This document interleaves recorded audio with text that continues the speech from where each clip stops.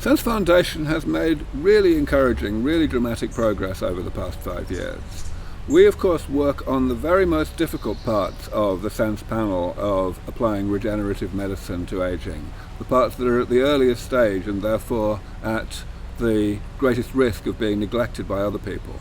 And a great example is our work on the elimination of the molecular garbage that accumulates inside cells as byproducts of metabolism. This is something that causes cardiovascular disease, and just recently we published a paper in which we were the first people to show that introducing a bacterial enzyme into human cells in culture can protect them very powerfully against the accumulation and toxicity of the number one toxin in atherosclerosis.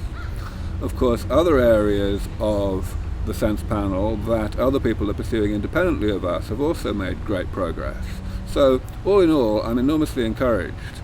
And in terms of changes in what I think is going to happen and what I think could happen, really the only things that have occurred have been good news changes. Cases where people have discovered new shortcuts that make something even easier than we previously thought it was. The rate of progress that we're seeing is really pretty much what I would have expected overall, given the level of funding that's available, though I know that it could have gone faster and could go faster in the future if that funding is elevated.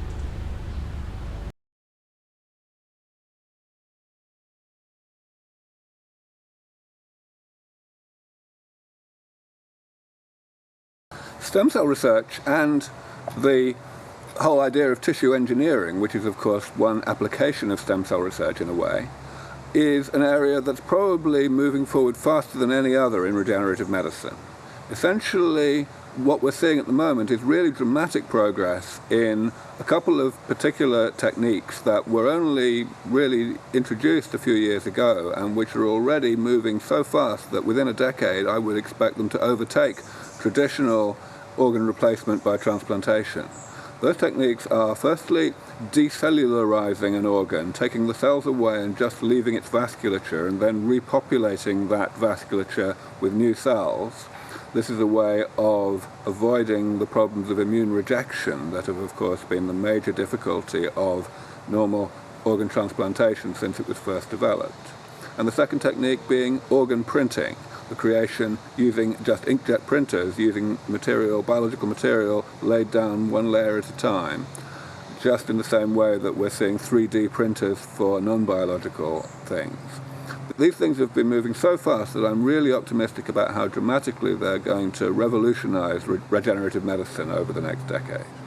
With regard to the brain, of course, we can't look at wholesale replacement of the brain all in one go. That would rather defeat the object. But we can certainly look at stem cell therapies to replace cells that have died and that have, of course, not been automatically replaced by the division of other cells. And that's also moving forward really rapidly, with new ways to introduce cells in a way that they'll migrate around the brain, starting from the point where we inject them, and also with ways to remove molecular garbage that accumulates in the brain in diseases like Alzheimer's.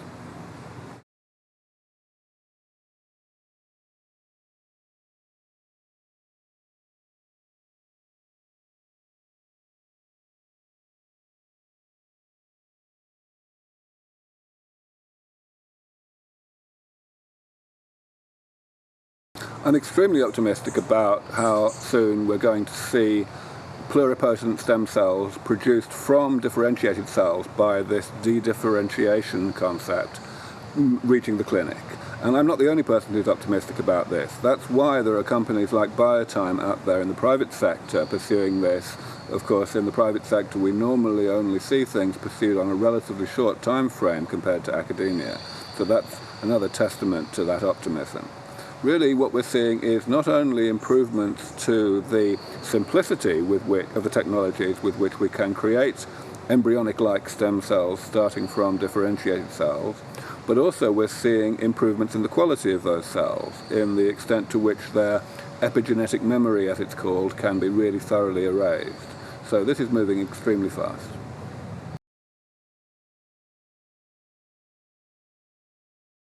There's been some progress in confirming this theory. One of the most heretical or unorthodox components of my proposal back in 1997 was that mitochondrial destruction that happens automatically, ongoingly in cells, is actually a selective process where certain mitochondria are destroyed and other ones are not. Whereas most people used to think that it was a random process where mitochondria are chosen completely without any particular criterion. And it's now known that I was right, that this process is selective. Furthermore, the mechanism of that selectivity is now looking as though it's probably due to changes, chemical changes to the membranes of mitochondria, which again is what I proposed back in 1997. So things are looking good for this theory. However, there have been some interesting surprises. For example, we now know that mutations in mitochondrial DNA accumulate in stem cells, which is certainly not something that I would have expected back then. However, I do want to emphasize one final point, which is that just like the rest of SENS, the approach that we're looking at to actually combat the accumulation of mitochondrial mutations does not depend on any particular mechanistic model of how those mutations accumulate in the first place. In this case, it involves making those mutations harmless by putting suitably modified copies of the mitochondrial DNA into the nuclear DNA. This is an ambitious project, but the point is that once it works, it doesn't matter how the mitochondrial mutations got there in the first place.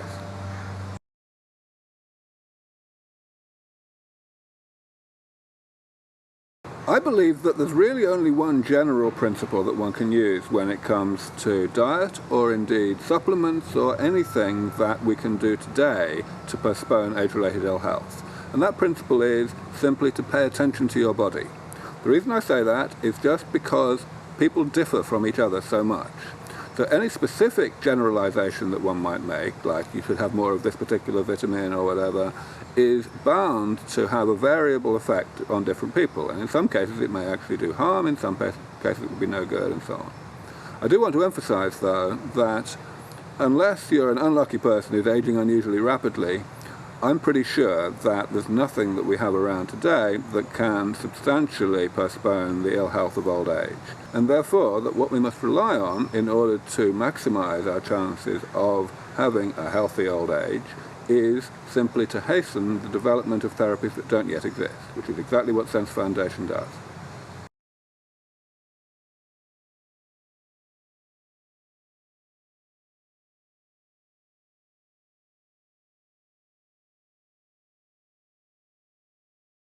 Well, first of all, I want to emphasize that really that's not the right choice, because I'm sure that the ways in which we will really succeed in substantially postponing the ill health of old age is not by pills and supplements, really, or at least not mainly. It'll mainly be by regenerative medicine, repairing the molecular and cellular damage that accumulates throughout life. But if we ask a slightly more general question about the contrast between the promise of biomedical, biological-based approaches to combating aging and, shall we say, non-biological approaches, then I think we can predict with some confidence that there will be a progressive improvement and increase in the contribution from the non-biological side. What we see at the moment is things like glasses and cochlear implants and moving towards things like artificial hearts. But I think as we see more and more miniaturization, there's going to be more and more scope for other applications of non-biological technologies to medical problems in general and aging in particular.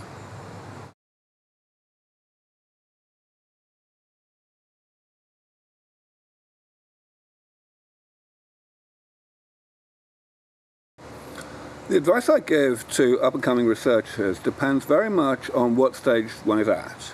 So at the undergraduate level, my advice is to do as general a biology education as possible. The idea here is that aging affects the biology of human beings and other organisms at every level of organization, and therefore it's no good to just be a biochemist or just a geneticist. You've really got to know a lot about all aspects of biology. At the PhD level, I think the critical thing is one's learning how to cope with the frustration of research, the fact that there will almost always be long periods of time when one's experiments just aren't working, or when one finds that one's last 6 months of work has been useless or whatever. And so the key thing is to work on something that you find really, really fascinating, that is going to help you just psychologically to get through those low points in the process. At the postdoctoral level, I think that actually what matters most is to have as much autonomy and to be able to do something that you're going to get credit for. And so I actually favour going into relatively young labs with a young starting out professor who perhaps doesn't have very many other people in their entourage yet. That's probably the place to get the most done. In terms of the psychosocial and policy aspects, I think what I would say, especially at these more senior levels, at the postdoctoral level especially, that the key thing to do, and this is true on the biology side as well, is to minimize the extent to which one is duplicating or just, reinforcing and confirming other people's work, and to focus on areas which tend to be neglected. So in the case of social policy and psychosocial stuff, I think a lot of this revolves around looking at the longer term, looking at how the world is likely to manage with a greater ability to intervene against aging, what the implications are socially and politically and so on. Of course, that's not to say that the current problems with the elderly are in any way unimportant, but I think we already have a great deal of research in that area, and perhaps the more forward-looking stuff is more neglected.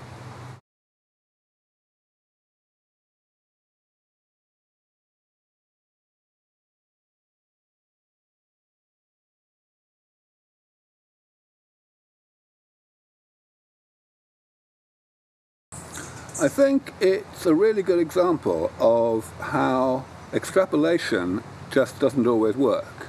If you ask someone in 1900 how long it would take to cross the Atlantic in 1950, and they looked at the rate of progress in the increasing speed of ocean-going liners, they wouldn't have come to an answer of less than a day, right? So, yes, it's all about new technologies.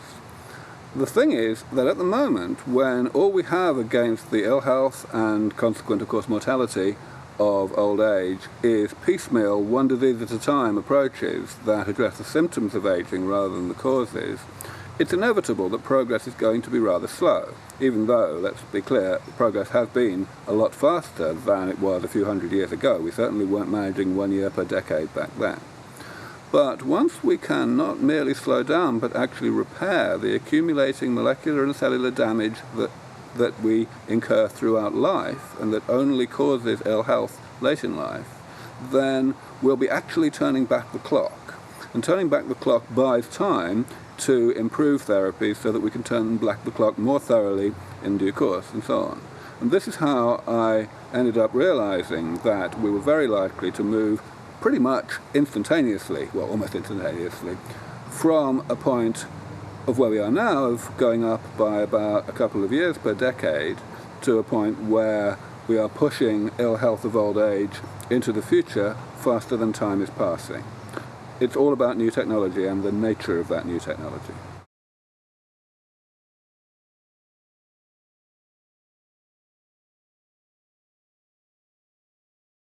So SENS Foundation does not work on cryonics, of course. We're interested in helping people to avoid the need to be cryopreserved by fixing them up and repairing their bodies so that they maintain youth while their hearts are still beating.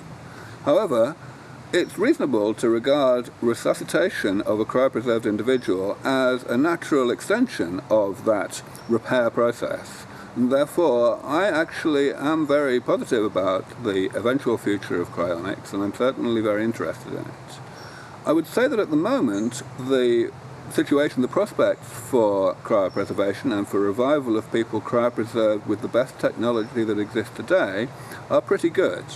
The most serious problem that used to exist until maybe 10 years ago, which was the problem of crystallization caused by taking someone down to a temperature below freezing, has now been comprehensively solved with the development of cryoprotectants that can achieve complete vitrification, that's to say, turning the body into a glass rather than into a crystalline solid. There are problems that remain, including the toxicity of these cryoprotectants and also the fracturing that occurs as a result of simple thermal stress. But these problems too are succumbing pretty rapidly to research. So I think that even for those who are perhaps a little less optimistic than myself about the revivability of people who are cryopreserved today, we can look forward only a little way down the road, a decade or two or three, to cryopreservation techniques that really are going to work really well. Of course, everything's going to change enormously when we see a mouse actually revived, having been at liquid nitrogen temperatures. And that's not going to happen tomorrow. But I certainly think that Alcor and Cryonics Institute and the other cryonics organizations are doing sterling work, and I support them strongly.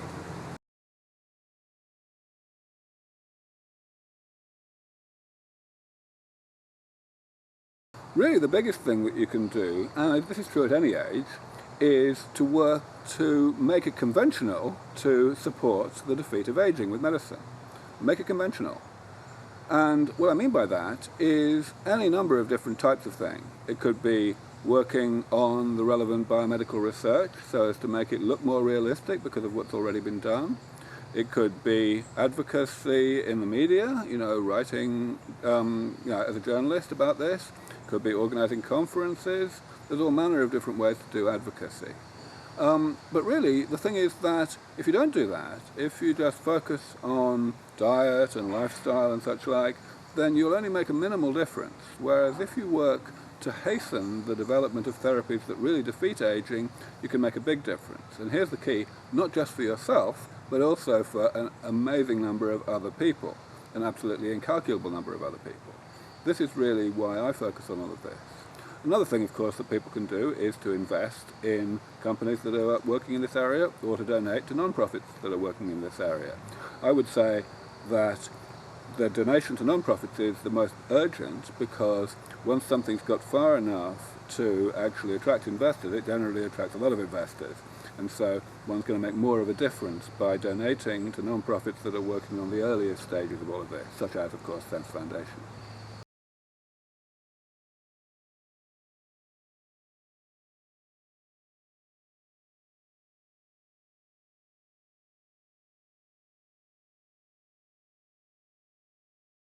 The thing about grad school, and actually about everything beyond grad school in scientific research, is that you're more or less required to be a very narrowly focused researcher and to actually just focus on one very small thing. And in aging, of course, there is an enormous amount going wrong, so there's an enormous number of different fields. What makes the situation even harder for an incoming grad student to analyze is that many of the fields that are relevant to the biomedical defeat of aging are not normally classified as coming under gerontology. In fact, the whole of the SENS concept comes from the merging of gerontology with expertise from regenerative medicine and other areas, even as far afield as environmental decontamination. So we're talking about a very, very broad area. I think, therefore, that the best way for an incoming grad student to choose which area to work in is, well, first of all, to get a nicely comprehensive understanding of where the SENS program currently is. So start with my book, Ending Aging, for example, the summary, and of course look at the SENS.org website and the publications in the peer-reviewed literature that we're sponsoring. And then to get a feel for which areas are most fascinating, which areas one feels one has the most talent to actually pursue. Certainly do not be guided by things that call themselves gerontology, because that will artificially restrict you before you've even started making the choice.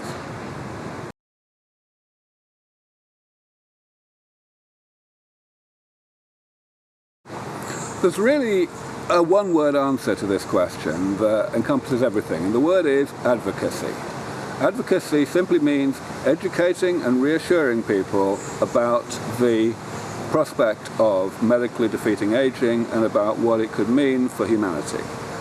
I use education very advisedly here because ultimately when I talk to people who have concerns, whatever those concerns may be, about the defeat of aging with medicine and who are ambivalent as a result about whether we should be pursuing that task as quickly as possible, I normally find that their concerns come down to misunderstandings of one sort or another, either about the nature of the therapy and what it would actually do in terms of extending healthy life rather than extending the undesirable frail part of life, about what it would do in terms of the economy. People think that it would be terribly expensive and therefore might increase inequality, whereas in fact the truth is that this would pay for itself in society extremely rapidly, and therefore it's definitely going to be made universally available. People are worried about sociological and environmental consequences arising from the prospect of overpopulation, but again it seems very clear that that's not going to happen because of the trends that we're already seeing in terms of birth rates and in terms of age that women have their children on average. All of these things simply are a matter of giving people the right information. But in order to do that, of course, first of all, you need to educate yourself. And I actually quite often find that our most ardent supporters who just get it and just don't feel that there's any reason to worry about these things have not always educated themselves very well, and so they don't always give the most persuasive and the most important, the most useful answers to people who come to them with a contrary view. It's all about advocacy.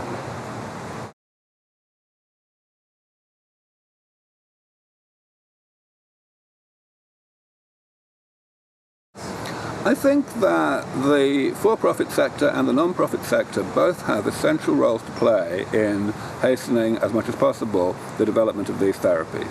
I'm absolutely sure that it's good to attract people of all persuasions into this field to give their effort and their money to make these things happen, and that certainly includes people who prefer to invest money for profit, for an exit strategy, which of course tends to depend on intellectual property and patents, just as much as people who are coming in as philanthropists. So I'm certainly not in favour of any radical overhaul of the IP system or the patent system as a route to making this happen. I think that where we are at the moment is pretty much okay.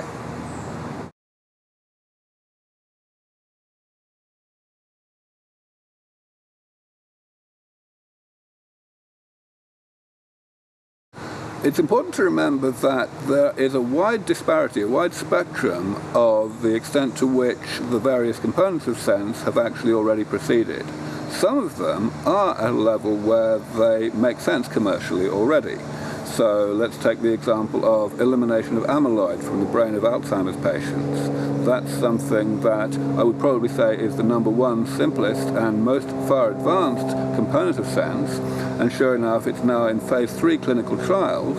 Those trials are being orchestrated by a company in South San Francisco, Elan Pharmaceuticals. The stem cell world is another case where this is all happening, where there's a number of companies, burgeoning number of companies in this space, many of them working in areas of stem cell therapy that are highly relevant to the defeat of aging. There are other areas, of course, the areas that SENS Foundation tends to focus most on, which are at a much earlier stage of development, and it may be a little while before those things actually get to a point where they can be commercialized realistically. However, one mustn't be too pessimistic about that. The particular case that was mentioned in the question about the elimination of senescent cells actually has already led to a very significant, nearly $10 million, I understand, investment in a startup company being pursued by the researchers who published this paper only 6 months ago. And that's despite the fact that the paper was just a study in mice, and it was not a study indicating any particular route towards the discovery of a drug that could actually achieve the same medical result. So, one has reasons to be very optimistic about the private sector's involvement in all of this.